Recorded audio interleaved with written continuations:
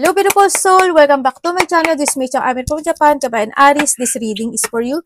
Tingnan natin yung December 2025. Maraming salamat muna kay Sir Ronald Balbuena. Balbuena. O diba, bulol si ate. WZ as a zebra. 7 letter T. Ronald Balbuena. WZ 7 letter T.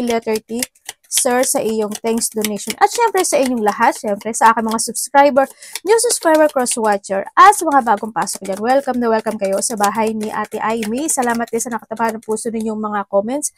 At sa mga nagpa-personal reading, marami pong salamat. Kung gusto nyo na energy nyo lang talaga, ang gusto nyo makuha natin, all the details is in description below. General reading tayo, Aries ha, kunin mo lang ang sayo at itapon ang hindi naman sayo. Maaring vice versa, energy mo, energy ng person mo, energy ng malapit sa puso mo, nangyayari, or mangyayari pa lang.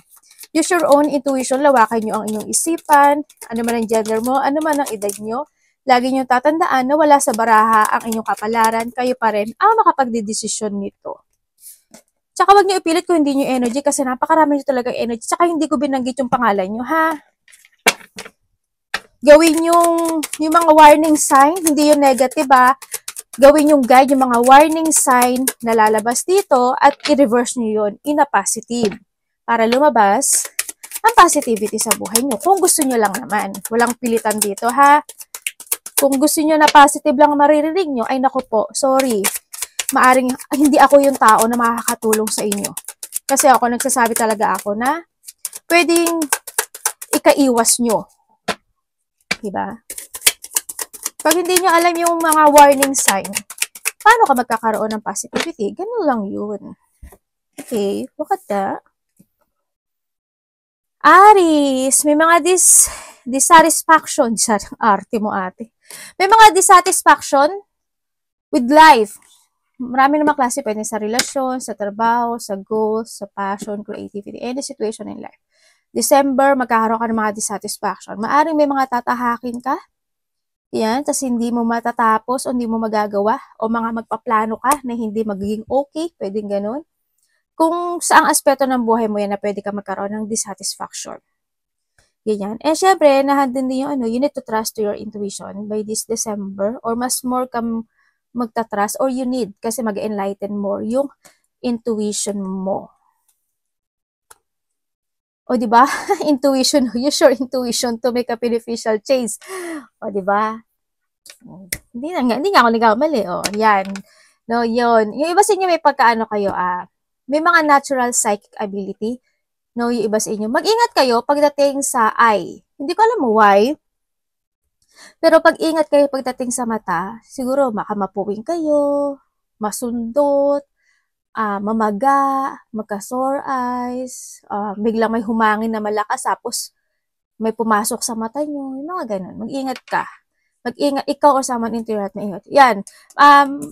Yung intuition mo, makapagpapabago, bulol si ate, makapagpapabago sa buhay mo. Trust your intuition. Pakiramdaman mo, kasi minsan, iba yung feelings sa intuition ha. Pero mag-trust ka sa intuition mo. Halimbawa, uulan. Halimbawa maaraw, pero naisip mo uulan. 'Di ba? Ibig sabihin uulan. Kasi bigla mo siyang pumasok sa isip mo. Yung mga ganung sitwasyon. Halimbawa yung kadil mo o yung kausap mo halimbawa nagsasalita siya, tinitingnan mo siya, tapos nagsisinungaling to. 'Di ba? Bigla mo may isip na nagsisinungaling. Ibig sabihin may sinasabi sa iyo angel mo sa intuition mo na huwag kang maniwala, nagsisinungaling yan. Ganun yun. Intuition is your guide kasi yan eh. Sinasabi ng angels mo sa intuition mo, yung pwedeng ikalayo mo sa kapahamakan, ganyan.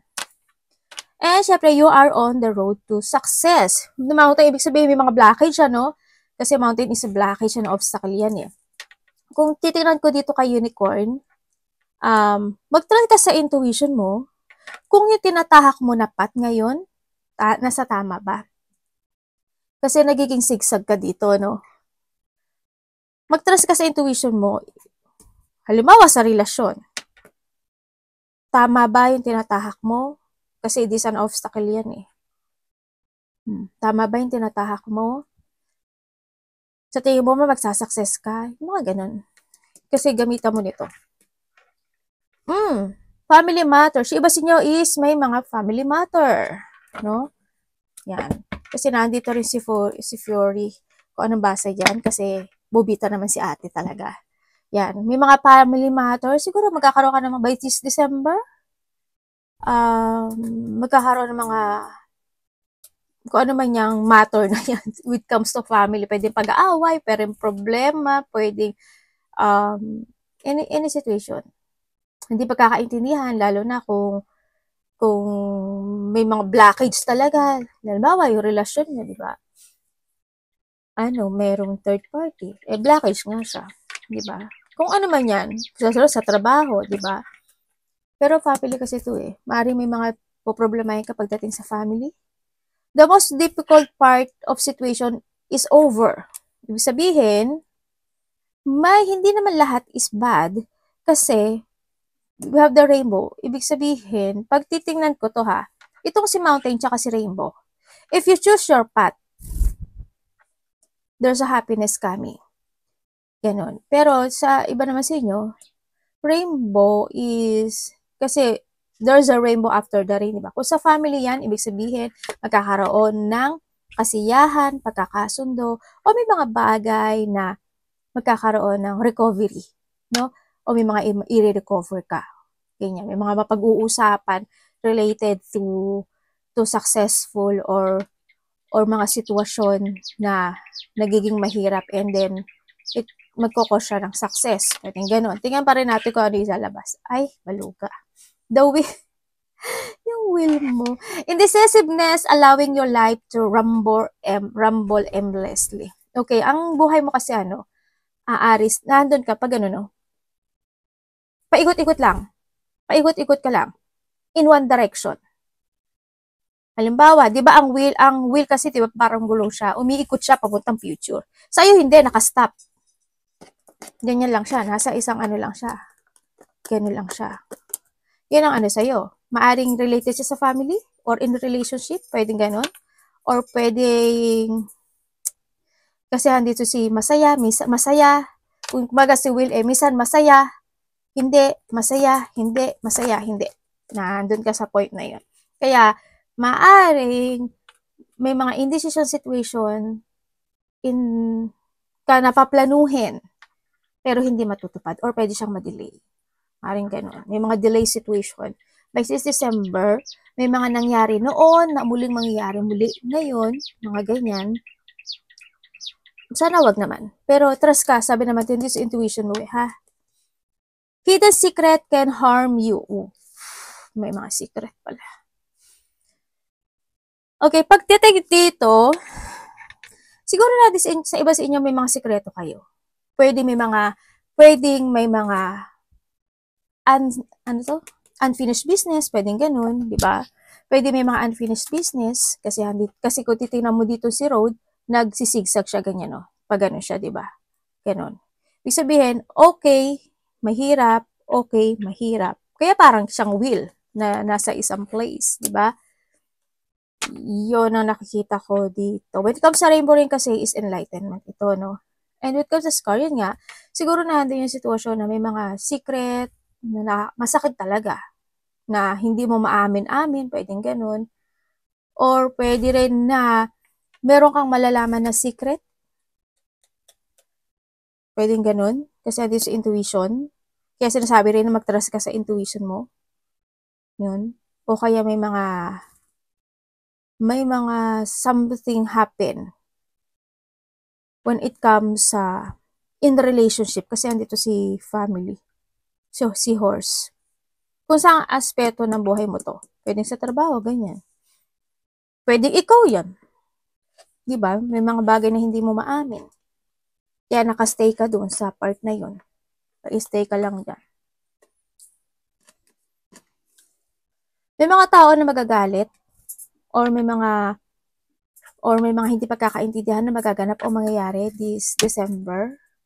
May mga ma-offense, may mga unpleasantness situation.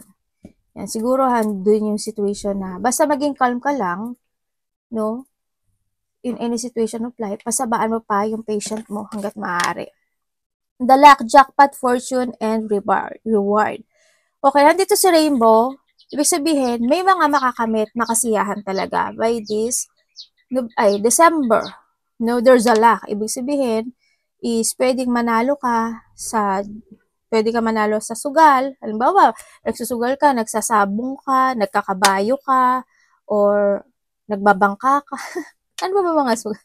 Hindi, mga ano lang, ganyan. O kaya, yung mga ganong situation, mga kung saan man ikaw pwedeng magkaroon ng reward, or maybe you will receive a gift, a blessing, malaki man o maliit yan, ganyan. May mga reward, may mga jackpot, may mga good fortune happen into your life.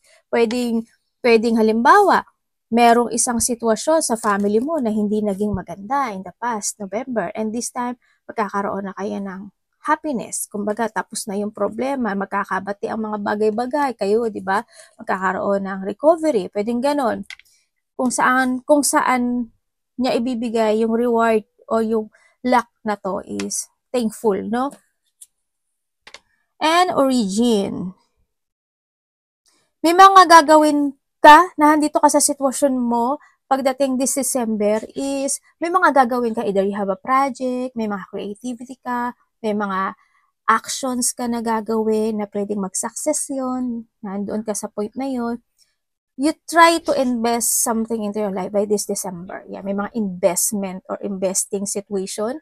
Yan, nandun ang nakikita ko sa'yo dito. And maaring iyon is mag-success. O, di ba? Success, victory, and achievement. O, may ma-achieve ka talaga. Ibig sabihin, may mga bagay ka na susubukan. Try mo this December kasi lucky ka. No? Lucky ka. Basta maniwala ka sa intuition mo, kasi i-guide ka niya. Maaari may mga lucky situation talaga pagdating by December. There's a victory and success. May mga achievement. Kumbaga nahan doon, malaki man na maliit yan na, you will become a center of attention din pagdating sa December. Lalo na kung may mga overtime ka, di ba? Ibig sabihin, mas malaki yung sahod mo by December. O, di ba? Kaya yun yung pinaka-reward mo. Halimbawa, yung anak mo o yung kapatid mo o yung magulang mo is may sakit siya, tapos gumaling siya, di ba? O tapos halimbawa nag-away kayo, hindi nagkaintindihan ng someone o kung sino man sa malapit sa'yo, nagkabati kayo, it's a reward. No, wag mo lang isipin na pera yung reward mo. Wag lang yun. O halimbawa, may nagbigay ng ayuda, it's a reward. It's a blessing, di ba? Kung saan mga aspeto yun. Pero iba sa inyo is meron kayong creativity or project, investing, mga ganyan. Or nahandin yung situation din na maring may mga hinihintay ka by this December, hinihintay ka na this December is marireceive mo siya. Pwedeng ganun. You will enjoy the fruit of your labor and success din kasi handito si Rainbow. The promises, sabay ganun niya. Bitter sa ate. Okay, maaring nahandito, kung sa sarili mo kung sa sarili mo to, nandito ka sa sitwasyon mo na magkakaroon ka ng promises sa sarili mo. Halimbawa, sa sarili mo is mag-ipon ako ng pera, ganyan. Magpo-focus ako in this investment. Ito sa project na to o sa creativity to. Pwedeng ganun. O kaya naman may mga tao na magkakaroon ng promises. Ikaw ang magpa-promise or someone is magpa-promise. Diba?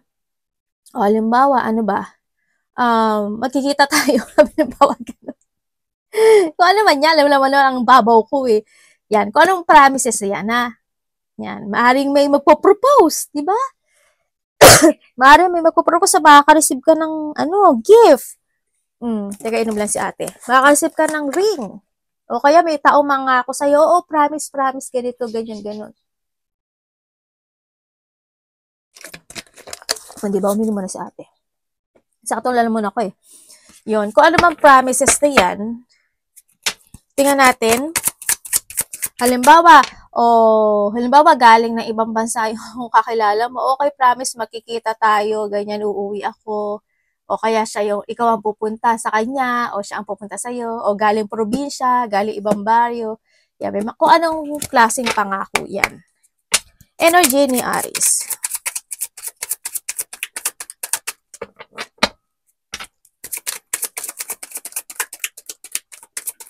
Energy niya. Ano tayo?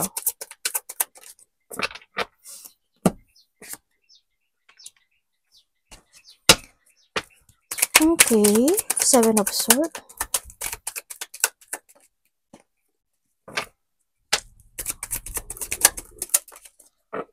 Okay, energy mo. The Aces. Okay, energy mo this December. Maraming choices, ano? Magkakaroon ka ng choices in life. Kumbaga, nandito ka sa sitwasyon mo na marami papasok na idea sa'yo. Maraming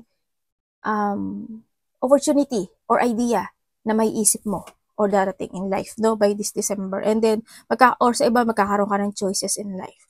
And sinasabi dito, kung magkakaroon ka ng choices in life, is treasure intuition. Be patient to make a choices, no? And then also, huwag ka magmamadali palagi. And then also, ang energy mo kasi, it's more, yan nga, iba dito, may mga daydream ka, may mga papatasizing ka, may mga i-illusionin ka, mga ganon. And then also, sa iba naman sa inyo, is there's a good news or there's a happiness or achievement ka talaga na makakamit. Nandun ka sa point na yon, no? May mga excitement situation din ako na nakikita sa iyo. O sa iba naman, nandun ka sa situation na by this December is, alam mo yung kahit na na-excite ka at nagiging masaya yung inside of you, itatago mo yun. Halimbawa, nakita mo si crush, di ba? Tapos, hindi mo ipapakita yon, itatago mo yun deep inside. You're hiding your feelings, kumbaga. Pero deep inside, kinikilig-kilig ka na. Deep inside, nagpapapogi, nagpapaganda ka. Yung mga ganong sitwasyon, yan. Nandun yung situation, this December is magkakaroon ka ng pag-hide ng nararamdaman mo. Yan. So, iba dito, energy mo is mga new creation, ganyan. O kaya makaka-receive ka ng text message with someone na in a distance. Pwede nasa probinsya, pwede nasa isang baryo, o nasa ibang bansa. Yun. Pwede iba dito is mas bata to sa'yo. No? Ang makaka-receive ka na communication, text message, news sa taong mas bata sa'yo. Pwede ganon. Or doon ka may excite na hinihintay mo yun. Tingnan natin ang, iba dito adventurous no? Yan. Adventurous or mayroon ka mga risk na gagawin by this December. So, magbabalik ng confident. Yan. Parating. Parating kay Aries. Meron, sabi dito, December, another message, meron daw isang sitwasyon sa buhay mo na ikakashock mo, ikakabigla mo, ikakagulat mo, and basta expect the unexpected. Meron nangyayari.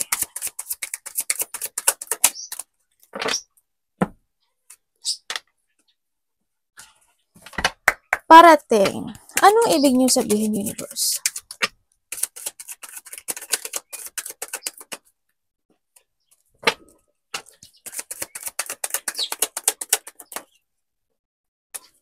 Okay. Para may bumaliktad dito. Saan na yan? Nawala. Okay, parating sa'yo.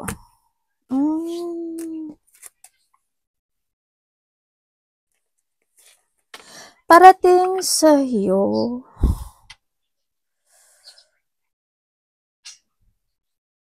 Yun ba saan ang ginagawa niya dito?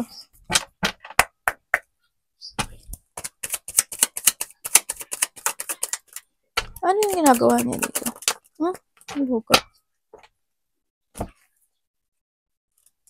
Okay. Parating sa'yo. Parating sa'yo. Ang nakikita ko kasi dito, merong kang tension na hindi... Ano yun? May tension ka na hindi pa nare-resolbahan. Yun na nakikita ko sa'yo dito. Also, parating sa'yo, may konting sadness. Makakaramdam ka daw ng konting sadness na parating by this December. Sa nakikita ko dito, yun. Medyo weak kasi yung energy na nakuha ko sa'yo. May mga sitwasyon na pwedeng hindi ka makapag-focus, may mga sitwasyon na hindi ka magkakaroon ng pagkocontrol, ganyan, uncontrol kumbaga. May mga sitwasyon na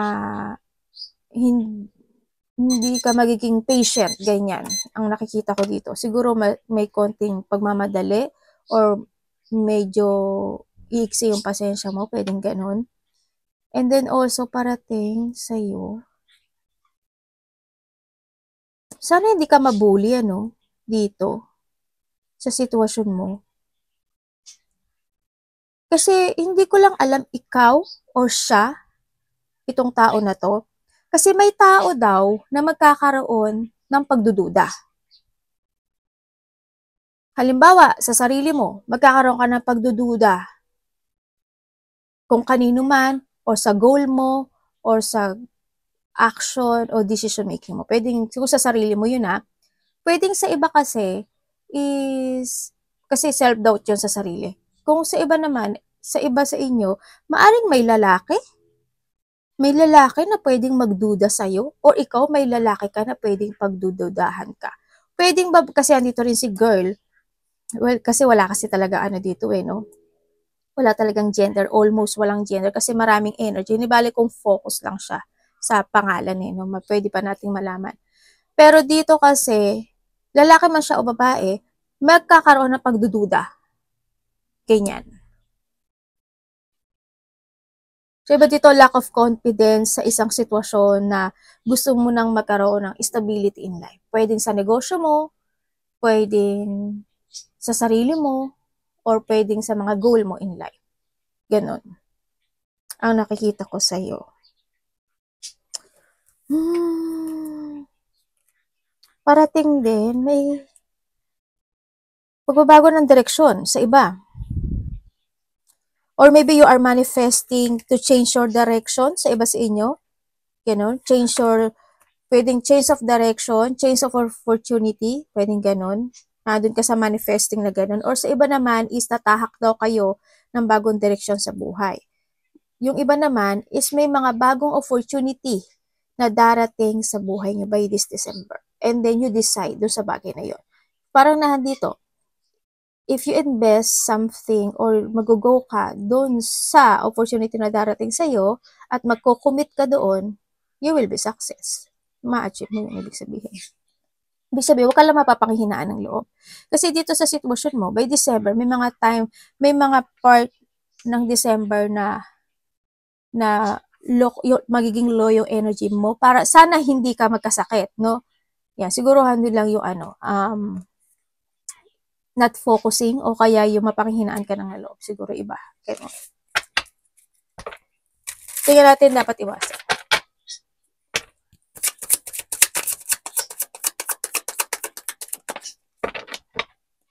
Dapat iwasan. May gulo, no? Or magulo talaga yung isip mo. Pwede magkaroon ka ng conflict, this December. O kaya, hindi pagkakaunawaan. May magtataas ang ego. Mamaya na dapat iwasan. Tataas ang ego. May mga may mga samaan ng loob, ganyan. Maaring hindi man niya sabihin o hindi mo man sabihin, pero nahandun yung samang ng loob inside, ganyan. May mga pagkairita, pagtatalo, inis, disagreement, ganyan. May mga ganun. Battle. Pwedeng sa sarili mo, magkakaroon ka ng battle thought. Ganyan, sa nakikita ko dito. May third party pala sa iba. Okay. Dapat mong iwasan. Isa pa rin to, trust your intuition, sinasabi dito. Iwasan mo yung hindi ka makapili. Yung hindi ka makapili o hindi ka makapag-focus sa mga bagay na nasa tama. Kumbaga, huwag kang malito, ganyan. Huwag kang ma-disconnect sa tamang landas. Ate, napariwara ba ako? Hindi naman. Kumbaga, magkaroon ka na ng alignment. Ganyan. Ma-alignment ka lang. Diba? And then also, iwasan mo yung mga tao na sinungaling. mga taong sinungaling, mga taong cheater, cheating, or ikaw, iwasan mo yun, huwag ka maging ganun, or yung mga taong ganun, umiwas ka. Pero it's up to you, kasi decision mo yan. Ikaw pa rin magdedesisyon sa buhay mo. Iwasan mo yung mag-isolate ka. Bakit ganyan, ganyan, hindi ako naiintindihan, bakit ganyan, ganun. Huwag ka masyadong mag-isolate, no? And then, huwag ka masyadong magulo yung isip, ganyan. Or, kung may mga away, gulo, hindi pagkakasundo, siguro iwas na lang din. O kaya, mas i-reverse mo siya na, maging understanding ka na lang, ganyan. Maging calm ka, maging understanding ka, kasi baka may hugot, kaya nagiging ganun yung situation, di ba? Intindihin niyo yung bawat isa, kung sino man yan. Then, iwasan mo rin yung mga chismis, no? Kung may nadidinig kang chismis na hindi maganda, o kaya pinagchichismisan ka, or ikaw magchichismis ka ng someone, wag mong gawin. Imiwas ka na lang din sa mga ganong tao. Yan, iwasan mo rin yung mga tao na may mga hidden agenda or hidden motive pagdating sa iyo. Yung mga pambobola, ganyan. Yung mga sitwasyon na ano ba to? Na alam mo naman kung ano yung tama at mali. Minsan pwede ka naman mag-say no, ganyan. O kaya minsan imulat mo din yung mga mata mo sa mga bagay-bagay. Ganyan. O pwede ka rin naman magbigay ng opinion if you want, in a good way, mga ganun. O yung mga tao na hindi maganda yung thinking about sa'yo. Tingnan natin. Love. Kapatid, anak, magulang, karelasyon, kaibigan. Pamilya. Love ni Aris.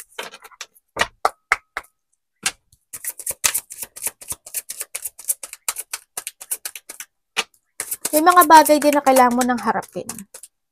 Aris, ha?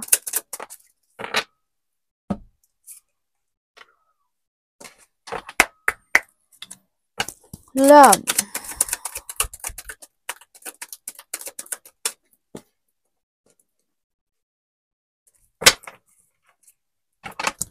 Okay.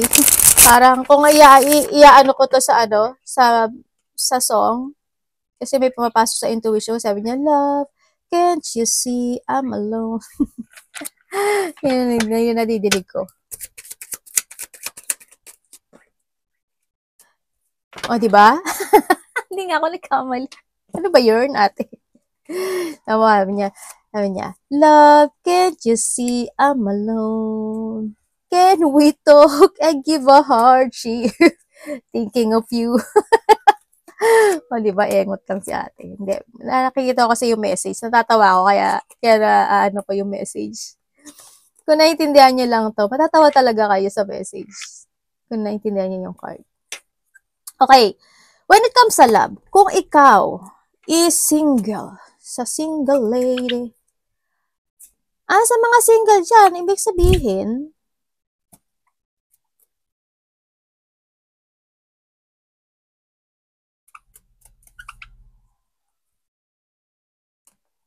sa single, may tao kang kakilala ni. Meron kang taong kakilala mo na may nararamdaman sa'yo. Or maybe this is you. Kakilala mo na siya. Either kaibigan mo siya, kasamahan mo siya sa trabaho, or as in, matagal mo na siyang kakilala, as in. May taong may gusto sa'yo. Or may feeling siya sa'yo. Sa mga single dyan. Yun ang nakikita ko. No? Naiya po ako. And then, sa mga nagkahiwalay naman dyan, syempre nagpunas muna si ate. Sa mga nagkahiwalay dyan, tandaan nyo vice versa, no point in name, wala pangalan mo dito, hindi ko nilagay yung pangalan mo, no? Kaya pwedeng vice versa. Tsaka kung hindi nyo energy, huwag nyo ipilit. Kasi sa dami ng energy nyo sa mundo, hindi ito mang-aano sa'yo. Sa mga nagkahiwalay naman, isa sa inyo kasi, they always thinking of you. Sinasabi niya na gusto ko niya kausapin. Mahalaga ka raw sa kanya. Naghihintay siya. Sa nakikita ko dito, gusto niya pa rin ng partnership sa'yo. They still care. 100 pa rin yung love. And nagkakaroon itong tao na to na they feeling stuck no? Nagkakaroon siya ng mga self-questioning in life. Pero ang nakikita ko kasing energy dito is very independent siya. itong tao na to. Sa nakikita ko sa kanya, maaaring naging matagal kayo nitong tao na to, or itong tao na to is talagang may karelasyon siya. Either may family siya, talaga, bago mo siya nakilala, or may karelasyon to. Yun ang nakita ko dito. Yun nga lang, kasi ano siya, itong tao na to, attractive siya. No, itong nakikita ko dito. Either ikaw yata, basta na mo vice versa tayo. Attractive siya sa nakikita ko dito. Spying, either ini-spy mo siya o ini-spy ka niya. Nandun din yung sitwasyon na pili siya nagpakatatag in this situation, pero gusto niya makipag-ayos sa'yo. Yun ang sabi niya. Ano to? May business ba to? Hindi. Yung iba dito, either, naiisip ka niya. Yung iba dito, either may business ito, kasi ang nakita ko dito, they look stable, or itong tao na to, may tao na nagbibigay sa kanya ng suporta. Vice versa. Yun. Sa iba dito, maaari itong tao na to, may business siya. Malaki man o maliit. O may pinamumunuan siya. No? Kaya nakita ko yung stability niya. Sa iba dito, behind sa kanya, back, may taong sumusuporta sa kanya pagdating sa finances. Yun na nakikita ko, ha? Or siya may sinusuportahan. Pero gano'n na nakikita ko, eh. Yun. Sa mga, ate, babalik ba siya? Yun sabi niya dito, gusto ka niya kausapin. Or hando kasi siya sa paghihintay. Itong tao na to. Pero very independent siya, no? Parang doon siya sa point na gagawin ko yung gusto kong gawin. Ganyan. Or maybe this is you. Okay, sa mga magkakarelasyon. Sa mga magkakarelasyon, dito sa sitwasyon kasi, siguro maybe alam mo na rin naman. Either may malalaman kang katotohanan or alam mo yung katotohanan. Kasi may secret ang isa sa inyo. They always say sorry, at ang maaring isa sa inyo is palagi na lang siya naghihintay. No? Dito sa relasyon na to. Yun. Minsan, darating ka kasi sa point na isa dito very emotional, pero nakakaramdam siya ng dissatisfaction sa relationship. Palaging naghihintay, parang nandun yung isa, parang either naghihintay siya palagi o lagi siya nagkakaroon ng katanungan sa isip niya. Kaya sinasabi rin dito, trust intuition. Andun siya sa point na kasi may family. Sorry talaga. Kung wala naman siyang family, edi it's good, diba? Pero dito sa iba kasi dito, either may relasyon to, may pamilya to. Yun ang nakikita ko sa kanya.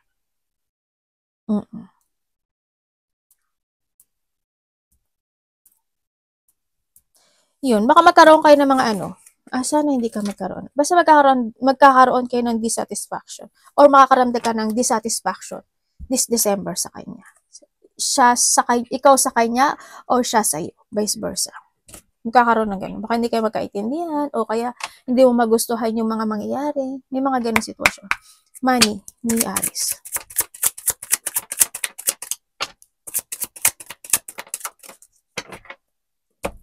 May someone no? Dito no? May someone. Ganun talaga ang love. Minsan kasi ang love kasi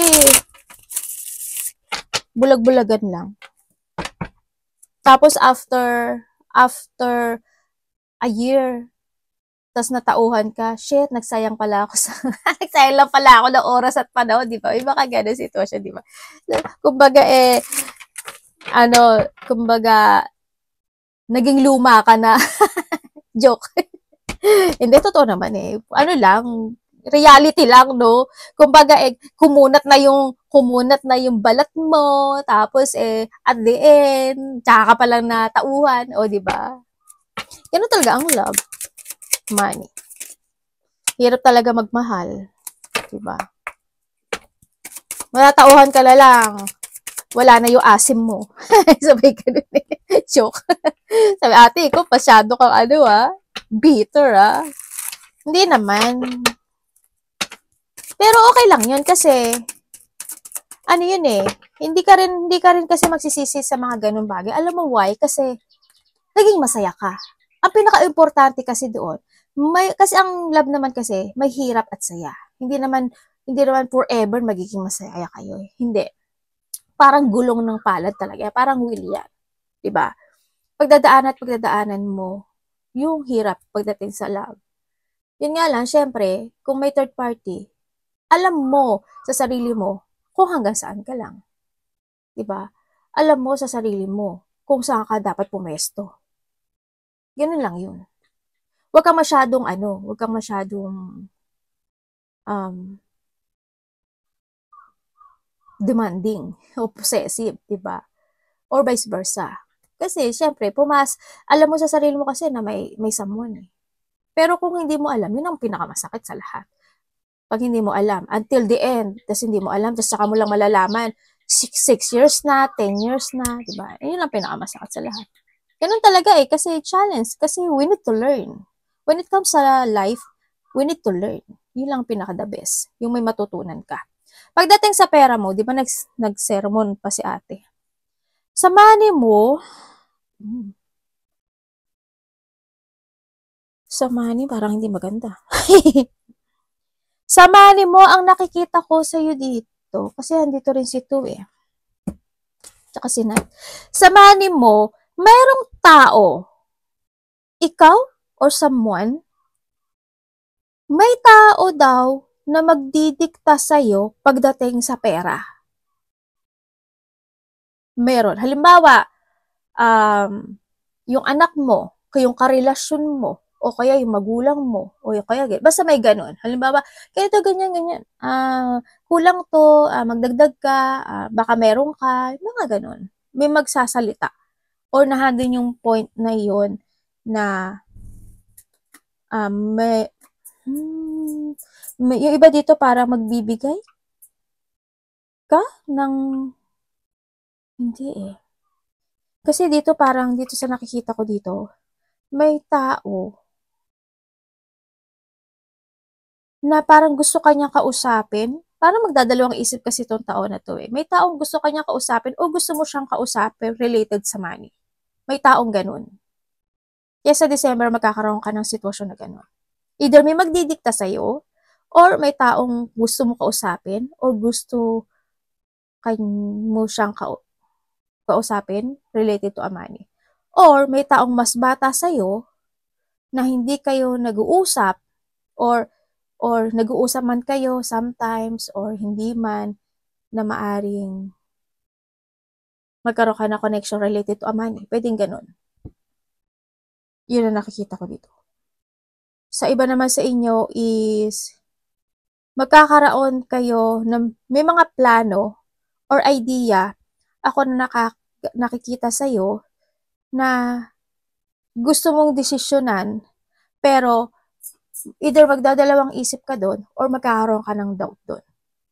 Related siya sa money. Pwedeng may idea to pursue ka para sa pera mo, pwedeng gano'n. May project, pwedeng gano'n.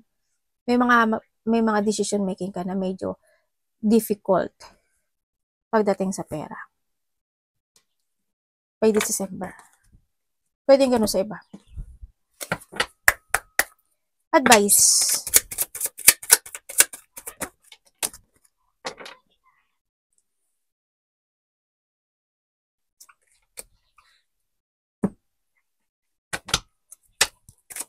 Baka may tao magsabi sa'yo na kailangan mo ng pera, kailangan ko ng ganun, kailangan ko ng ganyan. Advice po. Aba? Ganun. Hindi mo na advice kasi hindi maganda. Okay. Okay. Iba dito, no? Stress kayo.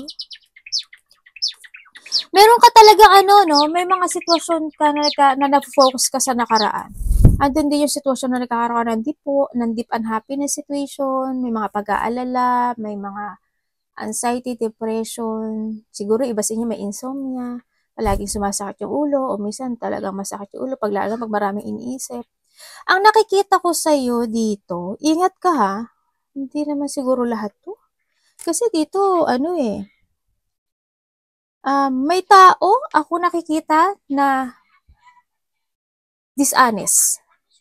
May tao na magiging unfair sa'yo, or ikaw ito. May tao na gusto maghigante, parang ganun, or handun pa rin yung sama ng loob niya. Meron din ako nakikita na corruption. Hindi ko alam in what way, pero there's a corruption. Pwedeng halimbawa, yung boss mo niloloko ka, yung karelasyon mo niloloko ka. Ano ba yung pwedeng corruption? Meron kang tinaya, ano pa? Pero nagsabong ka, halimbawa, nagsabong ka, nagkabayo ka, di ba? Tapos, nagbigay ka ng 1,000 pero sabi niya 500 lang ang binigay mo. Yung mga ganun. Kung paano yung corruption na magaganap sa buhay mo. Pwedeng sa sahod mo, di ba? Kumbaga, nag-overtime ka ng 10 hours yung overtime mo. Tapos, sabi doon, overtime mo 8 lang. Yung mga ganun. Depende sa paano ka maluloko. Sa may ganun. Or, ano na tayo dito? Kailangan derechahan, di ba? Yan, mag-ingat ka pa rin, ha? May mga sitwasyon na hindi pa sa ngayon mahuhustisyahan, or may mga sitwasyon pa rin na hindi magkakaroon ng clarity this time. No? Yun ang nakikita ko dito. Pwede rin may mga decision making ka talaga by this December, o may mga focusan ka by this December na hindi mo pa mapofokusan or madidesisyonan. Pwedeng ganun. And also, may nakikita, o may mga delay kasi dito.